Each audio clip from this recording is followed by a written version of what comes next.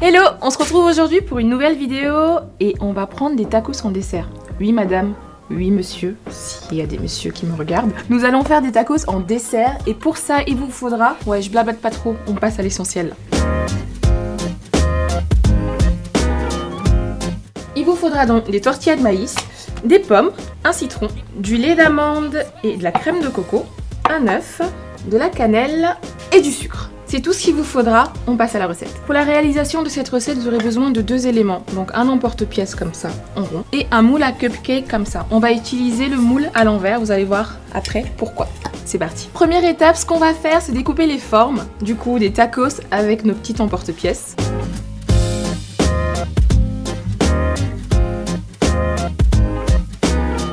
Ne les jetez pas, alors ces chutes, moi je m'en sers en général pour quand je fais un houmous, etc. Ça sert toujours, donc ne les jetez pas, ça peut encore être utilisé.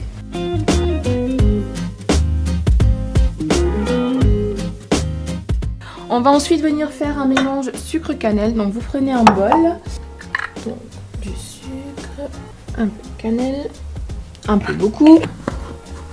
On va mélanger tout ça. Et on réserve. La suite, ça va être un mélange de lait et d'œufs. Ça va permettre après, quand vous allez cuire vos tacos, donner déjà un goût sucré et ça va permettre de les figer un peu plus. On va tremper nos petites tortillas dans le lait et ensuite les saupoudrer de sucre uniquement que d'un côté. C'est parti.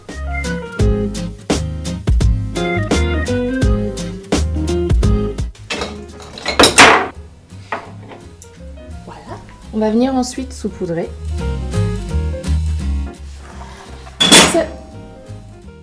Je mets ça de côté et on va se servir du coup de notre moule à cupcake. Donc vous retournez la face qui a le sucre vers l'extérieur et on va les mettre comme ceci. Et on enfourne ça pendant 10 minutes à 170 degrés. Pendant ce temps, je vais m'occuper de mes pommes. On va les tailler et les faire caraméliser un peu pas au four, pas du tout, à la poêle. Alors j'ai choisi de garder la peau, vous pouvez très bien l'enlever si vous ne l'aimez pas. Ça rajoute un peu de couleur en plus à la recette. C'est bon pour les pommes, vous réservez, on va sortir nos tacos du four, je pense qu'ils sont prêts. Et voilà, donc nos tacos bien croustillants, qui gardent bien la forme, comme tu peux le voir. On passe à la suite. Les pommes sont découpées, on va venir maintenant les caraméliser et pour ça vous aurez juste besoin d'une casserole et d'une matière grasse. Pour ma part j'utilise de l'huile de coco, vous pouvez très bien prendre du beurre si vous avez l'habitude de cuisiner au beurre.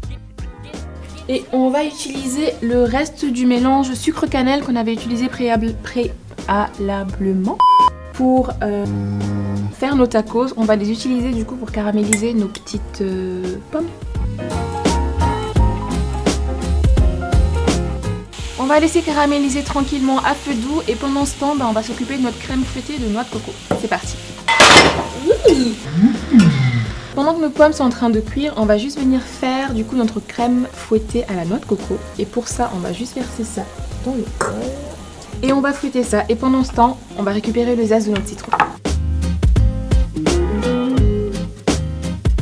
À mi-cuisson de la cuisson, mais bien sûr. Bref, tu rajoutes ça dans les pommes.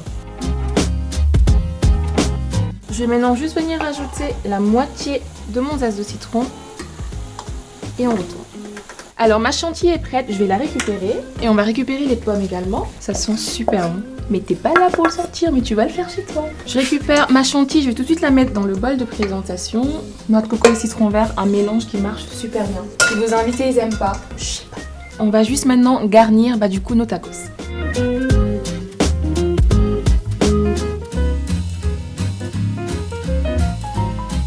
Et voilà, vos tacos en dessert, ça sent super bon, ça a l'air super bon, ça change, c'est original, vos invités vont adorer.